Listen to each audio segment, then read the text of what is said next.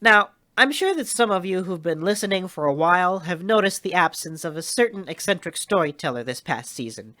Well, at the end of Season 3, he had politely asked for some time off from the show, and we naturally obliged. After all, if it weren't for him, we wouldn't have made it past our first episode. Anyway, tonight, he's agreed to come back, and he has a brand new tale to tell us. So, here now, for the first time in a long time, and for the final time on OST, is Farnsworth's Fables, written and narrated by Reginald Q. Farnsworth. Thank you, Frank. I must say it's good to be back. Mainly because societal convention demands it, but also because it's actually sort of is. All kidding aside, I'm glad to be back, and I'm incredibly excited about what I've got for you all. Tonight, I bring you an adaptation of the classic folk story, Stone Soup. Our story begins, as many of my stories do, in a small village in a far-off distant land. Now, the people of this village were isolationists. That's right. We stay out of other people's business, and they stay out of ours.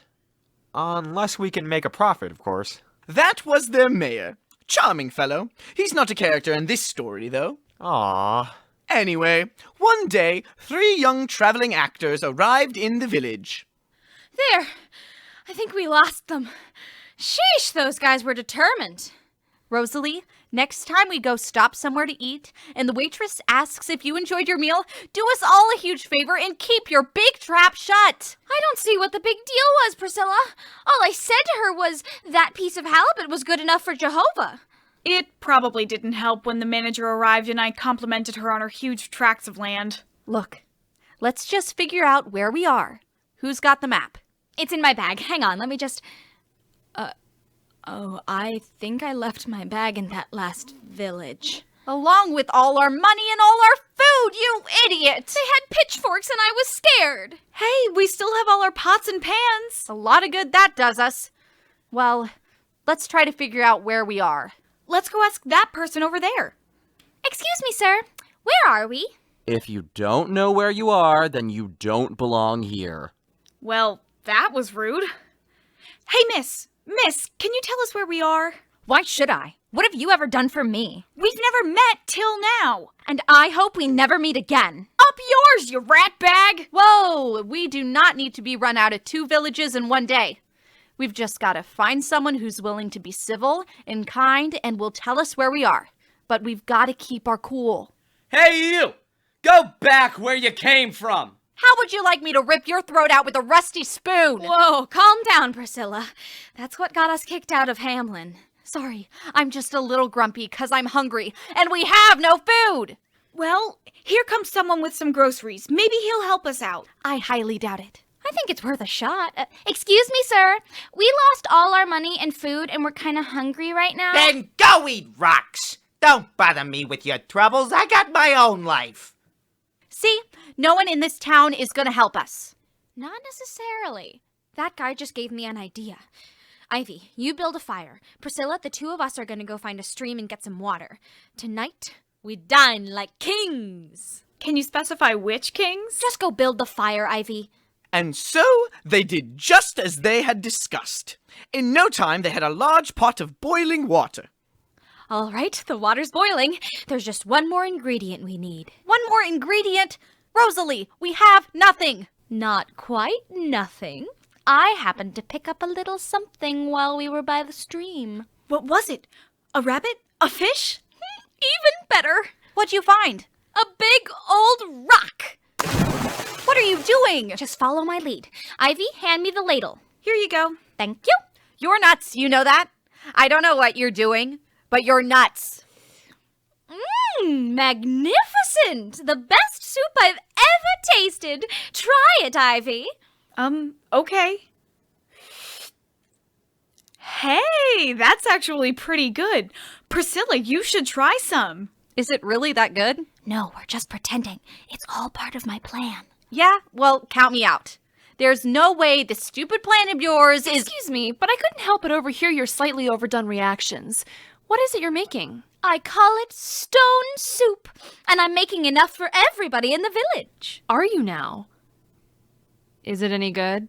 As it is, it's very good, but It can be better. I think some potatoes might help. Only trouble is we haven't got any. I've got some potatoes at home. Let me go get them. And so, that one villager went back to her house and came back with a bag full of potatoes. She and the 3 actresses chopped and peeled them and added them to the soup. After a while, 2 more villagers came by. Hey, honey, look over there. Let's go check out what they're doing. Okay, but let's not take too long. We don't want any of our groceries to spoil. Excuse me, but what is it you're making here? It's stone soup. We're making it for everybody. Yes, but it's not quite done. We've added some potatoes to it, but I think it needs something a little more. Maybe some carrots or some meat? Hey, we've got some carrots. We could give you some of ours. Yeah, I mean, if you're making it for everyone, we might as well help you make it good. Oh, thank you so very much. Hey, what's going on over here? We're making stone soup with potatoes and carrots for the whole village. Have you added onions? No. What's soup without onions? Hang on. I've got some in my house. Let me go get them. Thank you very much, miss. Now we just need meat. Somebody say they need meat? I'm the village butcher. I have all the meat. We're making stone soup for the whole town. We just need a little meat to make it really, really good. You got cash? I'm afraid not. Then find someone else to mooch off of. Here's some meat for you ladies. Melanie, what the hell are you doing? Free advertising. If this cockamamie concoction ends up being good, you can claim it was all because of your meat. Makes sense to me. Toss it in. And so, the villagers each added something new to the soup, and with each taste test it got better and better. Soon, it was ready for the whole town to enjoy. As they ate, the villagers had an epiphany. Hey, I just had an epiphany. Tell us about it. Yeah. So, this delicious bowl of soup wouldn't have been possible if we hadn't put aside our own selfish desires and helped out these 3 strange broads we've never met before.